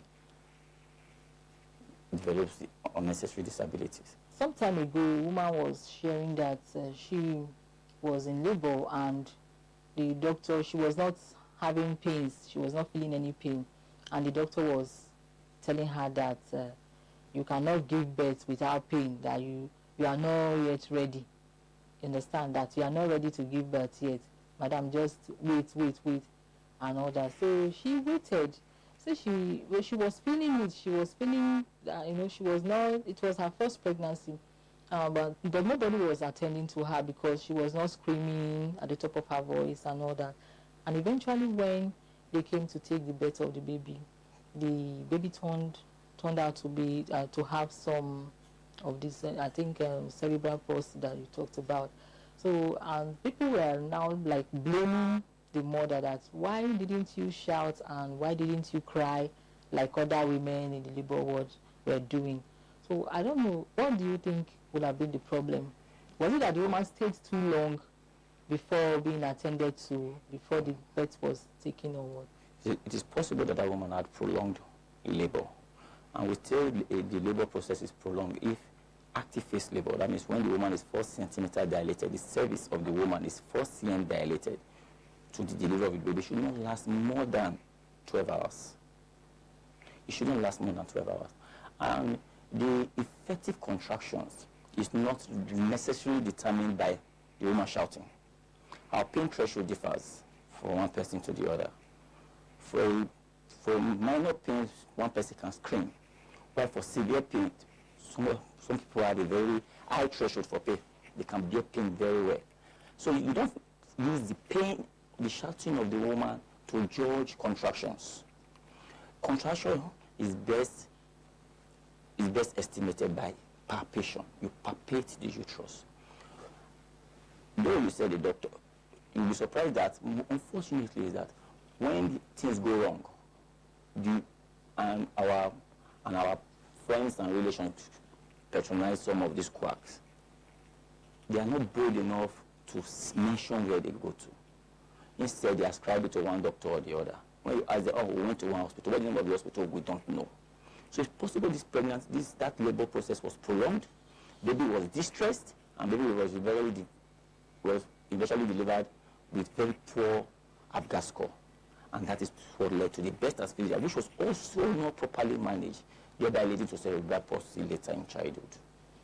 Yes, some people say that in some of these hospitals that they want to make money, so, or rather some women feel that in some of these hospitals they want to make money, that's why before you know they say CS, come for CS. So a lot of women, the fear is there, the anxiety is there, and also the issue of money is there. So some women are of the opinion that the doctors, or rather the hospitals, they are interested in making money, that their conditions have not gotten to that stage where they will be asked to go for CS. What's your opinion on this? Well, I think for any health professional that has been trained to proficiency, the priority of your practice should be the welfare and health of your patient. So nobody in his sane mind will unnecessarily ask for cesarean section, except that person just want to be wicked. The problem we have with our health sector, for me, primarily, is our mode of payment for health services. In Nigeria, over 90% of Nigerians still do out-of-pocket payments, whereby you go to the hospital and you have to pay directly to the hospital. If we have a robust health insurance scheme, whereby you just go to the hospital, you have this insurance whereby you pay just 1,000 or 2,000 every month. And when you go to the hospital, you access health care. We will not be having this problem of, money or no money. And that is why we are still having very poor health-seeking behavior of most of our populace. If the government can expand the NHIs to cover even for the non-formal sector of the population, most of these complaints will not be there.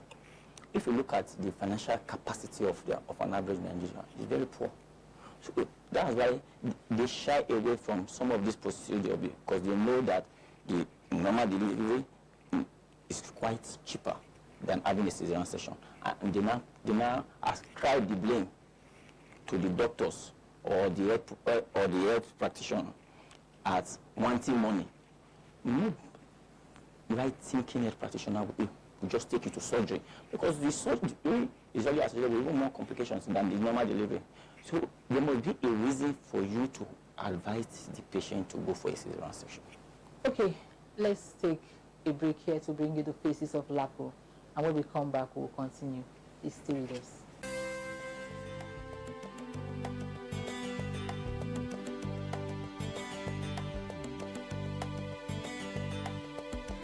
My name is Song by name. I'm from Akwa Ibom. I dey sell okra with rice. I don't pay for LAPO. Wetin make I join LAPO be say I been go beg person money. Make him help me, might take hard put for my business. When I tell him finish, the person laugh me. He no give me the money, carry me the laugh, say I be beg. So now one of my friends come carry me go LAPO. Tell me say I get place where I feel go collect money, take hard for my business. Now I can't go LAPO. Come go meet them. They can't give me the money. As they give me, they take and change my life, come make my business dey big. Before, to even eat hard. But as I can't join this LAPO, things can't dey good for me. He had my life, he had things for my life. Even my children's school fees, I dey pay, I dey eat well, I dey shine. So LAPO good for me. Keke, where I get now, LAPO don't give me keke. Now LAPO give me. This my shop, I don't get shop where I built. Now LAPO even this land where I get na part of Lapo money. So Lapo don't do well for me. I say, may God bless them. When you go and collect this Lapo money, now to take and use hard for small business we been they do, so that it will help you grow for your business. Not be to carry the money, chop, but to take and put for business. When you put them for business, it go better for you. So women, why I don't tell, then they come, and today it better for them. Lapo don't change my life, change my story. May God bless Lapo. May they continue to do like this till the next generation. May God bless them.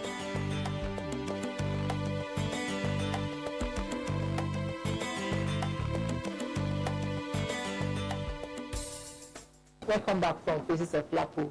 For entrepreneurs who want to do business with Lapo Microfinance Bank, you are very, very free to do that. Please just call the numbers on the screen and you will be attended to. Okay, doctor, let's continue with our discussion. What do newborn babies, what do they need during this the period of the postpartum period? Newborn babies need a lot of care and affection from both mothers, the mother and the father.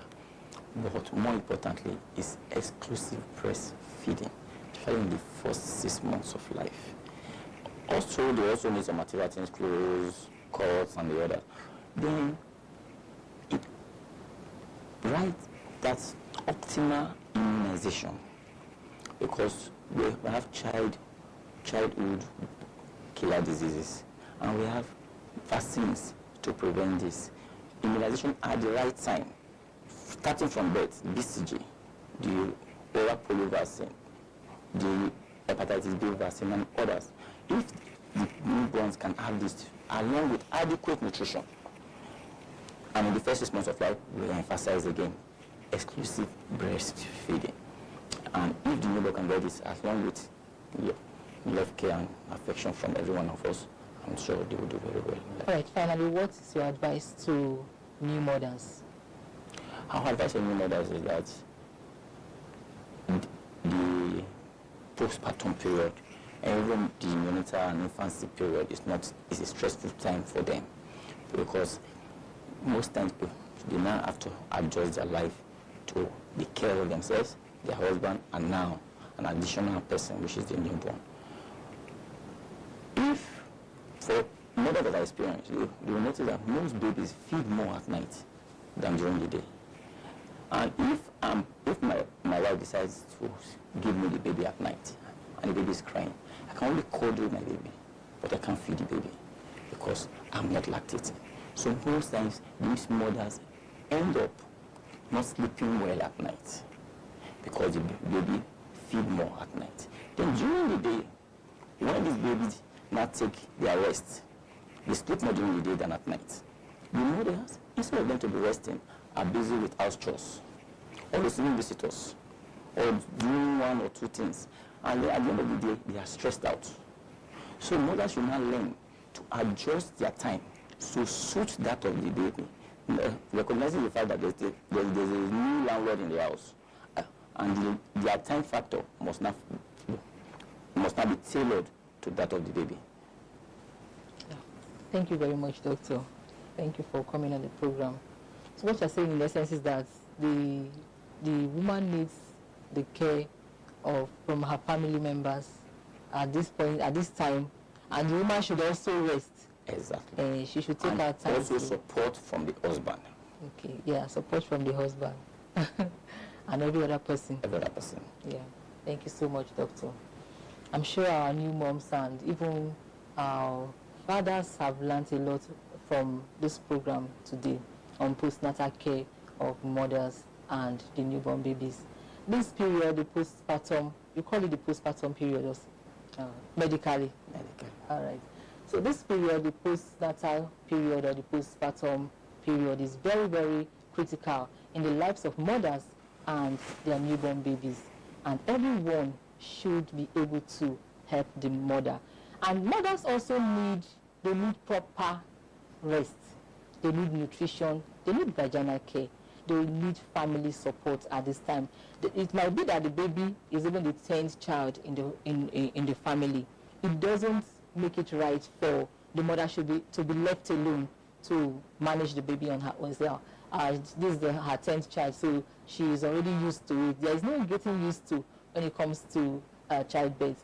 And also, if the baby is not the preferred sex, maybe you want a male or you want a female, and you didn't get it, you get a female. Because I've also seen situations where a woman was abandoned at the hospital because the baby was her 5th female child.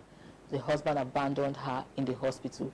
It only took friends and well-wishers to get the woman and her baby home. So even if the baby is not the preferred sex, a woman and her newborn baby should not be abandoned in the hospital.